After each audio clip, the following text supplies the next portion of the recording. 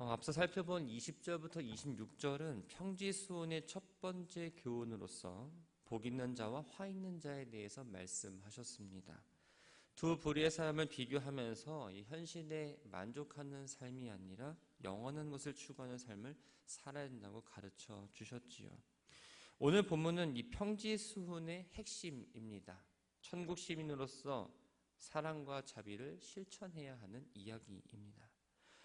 27절부터 36절까지의 말씀은 원수에 대한 사랑을 기록하고 있습니다. 이 부분은 마태복음 5장 38절부터 48절에 기록된 산상수훈의 내용과는 동일하지만 약간의 차이가 있습니다.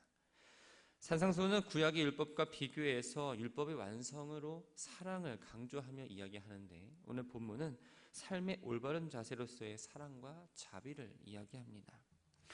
27절을 보면 그러나라는 말로 시작합니다. 이 원래 그러나는 앞의 내용과 뒤의 내용이 서로 반대일 때 사용하는 접속 부사입니다. 그런데 본문에서의 그러나는 앞에서의 언급된 내용과 뒤에 나오는 내용을 연결해주는 역할로 하고 있습니다. 앞에서 언급했던 그리스도로 인해 핍박받는 상황에서 제자들이 취해야 될 상황은 바로 원수를 사랑하라입니다. 원수 사랑에 대한 교훈을 시작하는 데에도 약간의 차이가 있습니다. 마태복음에서는 이 원수 사랑에 대한 교훈을 이야기하기 전에 바로 이야기하지 않고 당시 랍비들이 유대인들에게 원수에 대해서 가르쳤던 말씀을 놓고 시작을 합니다. 그 말씀은 레위기 24장 20절 말씀이죠. 눈은 눈으로 이는 이로 갚으라.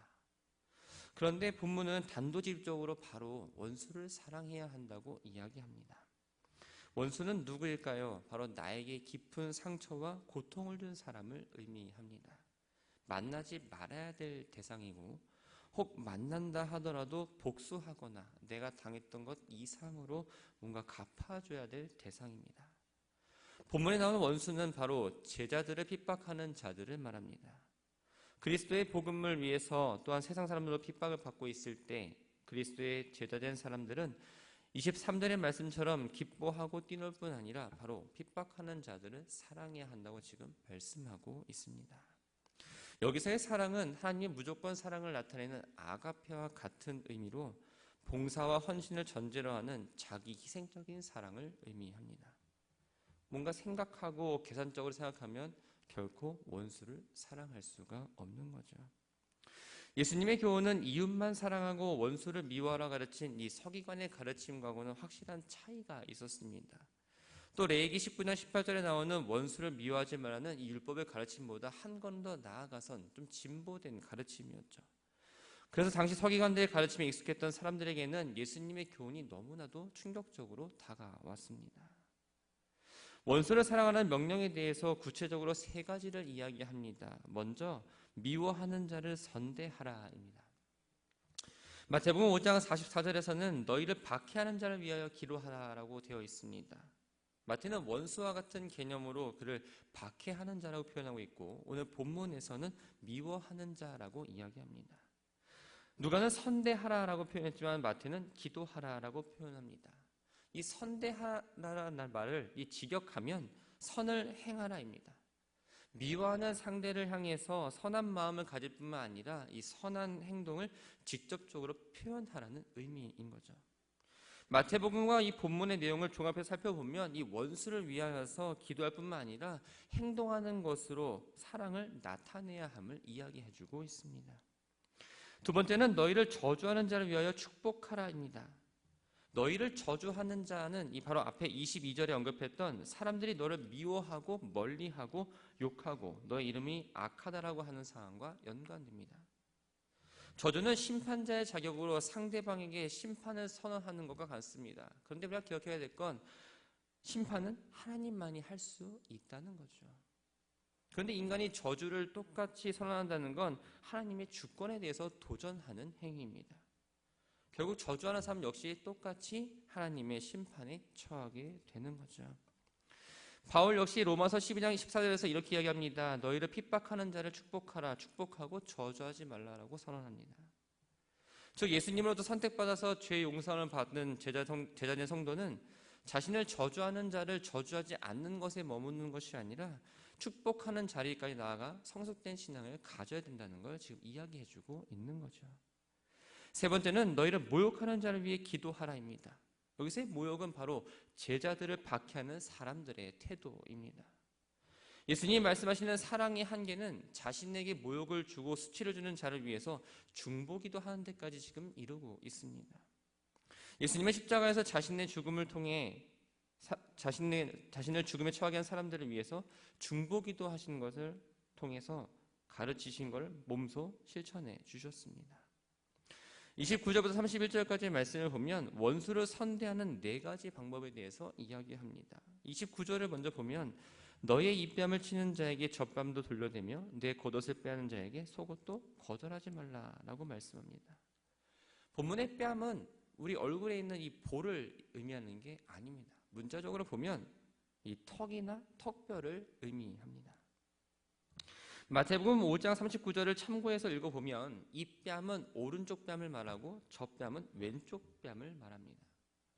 유대사에서 뺨을 때린다는 건 가장 큰 모욕 행위였습니다. 그런데 이 오른손으로 오른뺨을 때리려면 어떻게 때려야 될까요? 손등으로 뺨을 때릴 수밖에 없습니다. 이 뺨을 치는 건 단순히 상대방에게 모욕을 주는 것뿐만 아니라 바로 폭력을 동반한 행동입니다. 즉, 이 뺨을 치는 자에게 젖뺨을 돌려달라는 이 명령은 아주 모욕적이고 폭력적인 행동을 단순히 내가 참는 것만이 아니라 그 사랑으로 덮어주라는 말씀인 거죠. 왜냐하면 작은 폭력은 그 더 큰 폭력을 불러일으키고 또 이때까지 참았던 모든 것들을 무의미하게 만들어버리기 때문입니다. 두 번째는 내 겉옷을 빼앗는 자에게 속옷도 거절하지 말라라고 말씀합니다. 출애굽기 22장 26절과 신명기 24장 13절을 보면 다른 사람의 겉옷을 전당 잡거나 압류한다면 그날 해가 지기 전에 다시 돌려줘야 된다는 말이 있습니다. 밤과 낮의 일교차가 큰 이 이스라엘에서 겉옷은 반드시 필요한 물품입니다. 밤에는 덮고 자는 이불의 역할을 하고 낮에는 먼지가 많은 이스라엘에서 그 먼지를 막아주는 역할을 하는 게 바로 겉옷입니다. 그런데 가난한 사람들은 때로 중요하게 여기는 이 겉옷을 전당을 잡아서 돈을 빌리기도 했고 이 겉옷에 대한 가치가 있다 보니 노상에서 강도짓하는 사람들은 가끔 겉옷을 약탈하는 일도 있었습니다. 뿐만 아니라 그가 안에 입던 속옷까지도 빼앗는 경우도 있었지요. 예수님이 이 말씀을 통해서 겉옷을 빼앗는 자에게 저항하지 말고 또 반항하지 말라고 지금 이야기하고 있는 겁니다. 이 말씀에는 불쌍한 자를 긍휼하게 여기시는 그 하나님의 사랑의 정신이 담겨 있습니다. 예수님은 불행을 외면하지 않고 그들의 유익을 위해서 고난을 감내하며 자신의 물건까지도 희생할 줄 아는 실전적인 사랑을 지금 요구하시는 거죠. 세 번째는 내게 구하는 자에게 주는 겁니다. 구하는 자, 어떤 사람이 무엇을 구할까요? 가난한 자가 있는 자에게 구하지 않을까요? 궁핍해서 가난해서 다른 사람에게 요청하는 사람을 바로 구하는 자라고 표현합니다. 가난한 자에 대한 구제는 하나님 백성으로서 당연한 도리이며 마땅히 행해야 하는 행동이었습니다. 예수님이 이렇게 말씀하신 의도는 구하는 모든 사람이 내 것이라 생각해서 누구에게 주는 것이 아니라 하나님의 것을 하나님께로 다시 돌려준다는 의미를 가지고 사랑하는 마음으로 그들에게 나눠주라는 이야기입니다. 네 번째는 내 것을 가져가는 자에게 다시 달라 하지 말라라고 말씀하십니다. 여기서 내 것을 가져가는 자는 가난한 자가 아니라 허락 없이 내가 갖고 있는 것을 훔쳐가는 도둑이나 강도를 말합니다. 내가 소유한 거 훔쳤습니다. 그렇다면 법적으로 분명 문제가 있는 거죠. 하지만 내가 다시 찾을 수 있는 정당성이 있다 할지라도 세상 법정에 가서 이거를 가지고 가서 다시 되찾으려는 노력을 하지 말라는 겁니다. 예수님은 이처럼 좀 말이 되지 않는 것 같지만 핍박하는 자로부터 극단적인 요구를 받게 되더라도 희생과 양보의 정신으로 그 사랑을 구체적으로 실천하며 살아가라고 우리들에게 이야기해주고 있습니다. 예수님은 말씀뿐만 아니라 직접 십자가에서 몸소 보여주셨던 거죠.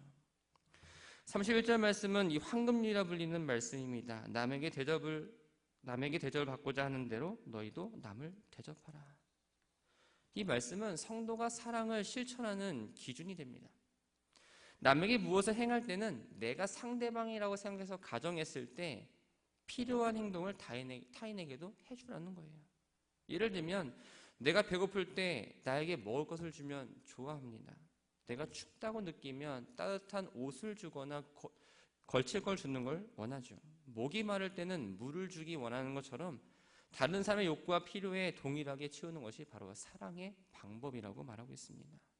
그 대상이 비록 원수들, 또 나를 미워하는 자들, 핍박하는 자들 상관없이 제자들이 먼저 다른 사람을 위한 삶을 살아야 된다고 지금 이야기하고 있는 거죠.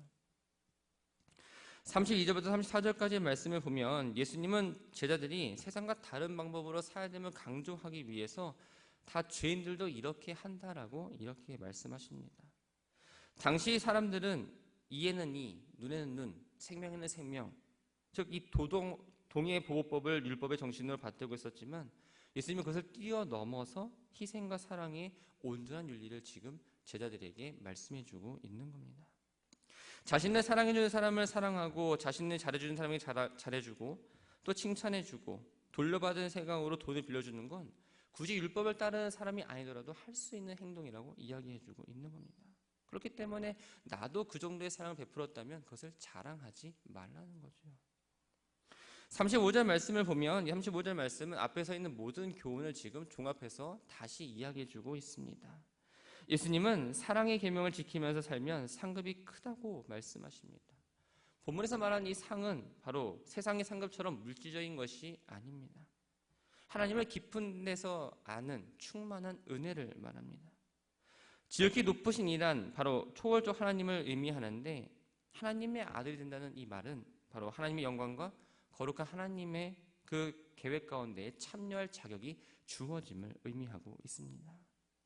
그러면서 예수님은 이렇게 말씀하십니다. 너희 아버지의 자비로우심 같이 너희도 자비로운 자라 되라.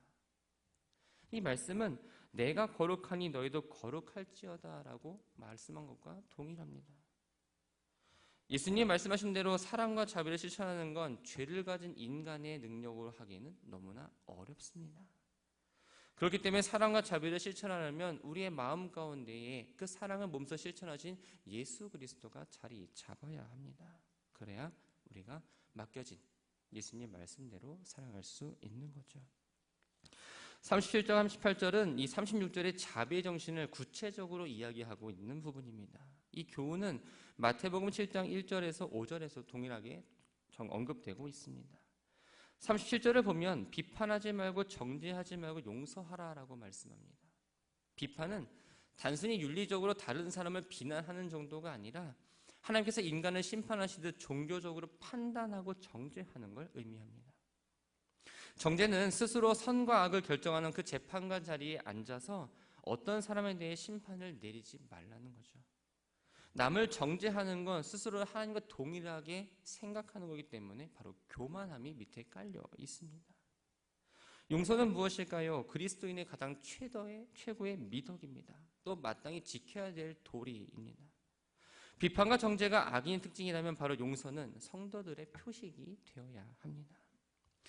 38절에 보면 주라 그리하면 너희에게 줄 것이요 곧 후히 되어 누르고 흔들어 넘치도록 하여 너희에게 안겨주리라고 말씀하십니다. 예수님은 너희가 재는 대로 너희에게 재어줄 것이다라는 유대인의 속담을 지금 인용해서 말씀하십니다. 사람을 저울질하는 대로 사람을 그 잰 만큼 하나님도 우리를 그만큼 잰다고 말씀하시는 거예요. 그러면서 이 땅에서 사랑의 계명을 지키느냐 안 지키느냐 또 얼만큼 지키느냐만큼 그에 따라 상급을 주신다고 이야기합니다. 39절부터 49절까지의 말씀은 하나님을 대적하는 이 세상 가운데에 제자들이 원수까지 사랑하신 참된 그 제자도를 실천하고 다른 사람을 인도하는 선생이 되기 위해서는 먼저 어떻게 살아야 되는지 자신이 먼저 모범을 보여야 된다고 이야기하고 있습니다. 39절부터 42절에는 세 가지 비유가 나옵니다. 첫 번째 39절 말씀을 보면 시각장애인이 시각장애인을 인도할 수 있느냐입니다. 이스라엘 땅은 고르지 않았습니다. 곳곳에 웅덩이도 있었고 돌도 많고 다니기가 좀 불편했어요. 근데 이 다니기 불편한 길에 시각장애인이 다닌다면 얼마나 더 불편할까요? 이러한 길을 다른 시각장애인이 인도한다면 둘 다 혹 구덩이에 빠질 수가 있습니다. 이처럼 영적 시각장애인이 다른 시각장애인을 인도한다면 인도한 사람뿐만 아니라 인도를 받은 사람 역시 어려움에 처한다는 걸 이야기합니다. 앞에서 언급된 이 시각장애인은 바로 진리를 분별하지 못하는 영적 시각장애인인 이스라엘의 선생이라 자처했던 이 바리새인과 서기관 같은 종교 지도자들을 말합니다. 뒤에 나오는 시각장애인은 이 눈먼 인도자에게 인도함을 받는 백성들을 의미하죠. 이 바리새인과 서기관들은 멸망의 길을 갈 뿐만 아니라 그들의 가르침을 통해서 백성들까지도 어려움에 빠뜨리게 했던 사람들입니다. 그래서 예수님은 비판이나 정죄를 일삼는 이 바리새인과 서기관을 따라가서는 안 된다라고 지금 말씀하고 계신 거죠. 두 번째는 제자가 그 선생과 눕지 못하나 무릇 온전하게 된 자는 그 선생과 같으리라고 말씀하십니다. 이 비유는 당시 주로 많이 사용했던 격언 가운데의 하나입니다. 영적 시각장애인인 바리새인의 가르침을 받은 사람은 선생보다 못할 것이고 여전히 그 거짓된 교훈의 틀에 사로잡혀 살게 됨을 말합니다. 만약 바리새인의 제자들이 선생님의 가르침을 온전히 받았다면 아무리 온전하게 받았어도 결국 그 사람 역시 바리새인밖에 될 수 없다는 거죠. 근데 여기서 예수님이 말씀하시고자 하는 건 나를 따르는 제자들이 이 사람과는 좀 달라야 된다고 지금 말씀하고 있는 겁니다. 지금까지 예수님이 가르쳐준 그 가르침을 온전하게 지켜서 나와 같이 되어야 한다는 걸 이야기하고 계신 거죠. 세 번째는 티와 들보의 비유입니다. 이 비유는 다른 사람의 문제는 찾아내고 비판하면서 자신의 문제에 대해서는 전혀 알지 못하는 사람의 태도를 비유하고 있습니다. 바리새인들은 다른 사람들이 율법을 조금이라도 어기면 아주 화를 내고 정죄합니다. 그러나 하나님의 말씀 위반하는 자신들의 모습은 온전히 바라보지 못했습니다. 예수님은 자신의 눈 속에 있는 들보, 즉 온갖 위선과 죄악들이 가득한 이 바리새인들이 조그만 실수에 대해서는 보지 못하는 허물하고 또 정죄하고 비판할 적이 없는 그들을 지금 비판하고 계셨던 겁니다. 그래서 그들을 하나님은 외식하는 자라고 부르고 계신 거죠. 43절부터 49절까지의 말씀은 평지수훈의 마지막 교훈으로서 나무와 열매 비유와 두 건축자의 비유를 통해 예수님이 참된 제자의 삶이 어떤 삶인지를 이야기합니다. 43절부터 45절까지의 말씀은 이 나무 열매의 비유입니다. 마태복음 7장 16절부터 18절까지 기록된 말씀과 동일한데 본문에 나오는 열매는 바로 사람이 자신을 나타내는 태도와 말과 행동을 의미합니다. 나무가 어떤 나무인지를 알려면 열매를 보면 압니다. 좋은 나무는 당연히 좋은 열매를 맺을 수밖에 없는데 아무리 나무를 잘 꾸몄다 할지라도 아무리 우리가 겉모습을 잘 꾸몄다 할지라도 우리들의 말과 행동을 통해서 그 사람의 모습을 분명 알 수 있다는 가르침인 거죠. 46절부터 49절까지의 말씀은 집과 주추의 비유입니다. 참된 제자의 모습은 어떤 사람일까요? 바로 47절에 나오는 내게 나와 내 말을 듣고 행하는 자입니다. 예수님을 주여 주여 부른다는 이 표현은 바로 예수님께 순종한다는 의미가 담겨 있습니다. 그런데 예수님의 삶과 가르침을 따르지 않는다면 그 주여 주여 하는 사람의 말은 거짓이 되고 결국 거짓 그리스도인이 된다라고 이야기합니다. 근데 문제는 저 사람이 겉모습을 봤을 때 거짓 그리스도인인지 참된 그리스도인지는 잘 모릅니다. 그런데 큰 물, 본문에 나온 탕류가 우리에게 닥쳤을 때 분명히 드러나게 되어 있습니다. 주추를 반석 위에 튼튼하게 세운 집이 온갖 고난을 잘 견디는 것처럼 반석이신 그 예수님의 말씀을 땅에 놓고 믿음을 쌓아간 사람은 어떠한 상황 가운데서도 능히 감당할 수 있는 힘이 있습니다. 삶에서 구체적으로 말씀을 실천해 나가다 보니 만나는 시련을 하나하나 이기게 되고 마지막 심판의 때가 닥쳐도 아무런 해를 입지 않게 되는 거죠. 최후의 심판날 심판자이신 예수님은 자신을 신뢰하고 의지하며 말씀대로 실천하는 백성들에게 반드시 구원의 은총을 베풀어 주십니다. 말씀을 정리합니다. 우리 안에는 두 개의 돋보기가 있습니다. 볼록 렌즈로 만든 돋보기가 있고 오목 렌즈로 만든 돋보기가 있습니다. 자신을 볼 때는 오목 렌즈로 바라봅니다. 그래서 죄가 아주 작게 보이죠. 그런데 다른 사람을 볼 때는 볼록 렌즈로 된 돋보기로 바라봅니다. 작은 것도 매우 크게 봅니다. 나는 누군가로부터 평가받고 판단받기 싫어하지만 나는 너무나 쉽게 다른 사람들을 평가하고 판단하는 게 우리의 모습입니다. 우리가 성경책을 들고 교회에 옵니다. 겉으로 보면 모두가 그리스도인으로 보일 수 있습니다. 하지만 내 삶에 맺어 있는 열매들을 보면 아무것도 없다면 나는 외식하는 자에 불과합니다. 우리가 경계해야 될 게 하나 있습니다. 교회 생활을 열심히 한다고 해서 내가 신앙생활을 잘하고 있다는 착각입니다. 교회 안에서 섬김과 봉사 자리에 빠지지 않고 눈에 보이게 열심히 한다고 해서 그 사람이 믿음이 좋다라고 말할 수 없다는 거예요. 믿음을 흔들리게 하는 상황이 찾아왔을 때 넘어진다면 그 열심과 수고는 이 믿음이라는 포장지 안에 자신의 욕심과 의를 드러낸 것밖에 되지 않습니다. 신앙은 사람들에게 보여주는 것이 아니라 바로 하나님께 보여지는 겁니다. 여러분들은 어디에 신앙의 집을 지었습니까? 반석이십니까? 아니면 흙 위에 짓고 계십니까? 우리 눈에 보이지 않지만 믿음을 견고한 반석 위에 쌓아 올린 사람은 어떤 상황 가운데서 믿음이 흔들리지 않습니다. 그리고 내 마음에 있는 들보를 하나하나 먼저 빼내고 선한 열매를 맺어갑니다. 바라기는 겉으로 드러나는 신앙생활에 만족하시지 마시기 바랍니다. 날마다 말씀에 비춰서 내가 믿음의 길을 지금 잘 걸어가고 있는지, 주님 말씀하신 대로 내가 정말 잘 살아가고 있는지, 여기 이 공간에서는 기도하며 다짐하며 나아가지만 여러분의 가정에서 일터에서 하는 모든 행동과 말들은 과연 일치하고 있는지를 늘 점검해야 합니다. 우리의 신앙생활에 대한 평가는 마지막 심판대에서 결정됩니다. 겉으로 보여주는 신앙생활에 속으며 시간을 그저 흘려보내지 마시고 하루하루 주어진 시간 가운데에 말씀을 따라 살아가며 그 기초 위에서 견고하게 믿음을 세우고 하나님 보시기에 좋은 믿음 생활을 하는 우리 모두가 되기를 주님의 이름으로 축원합니다.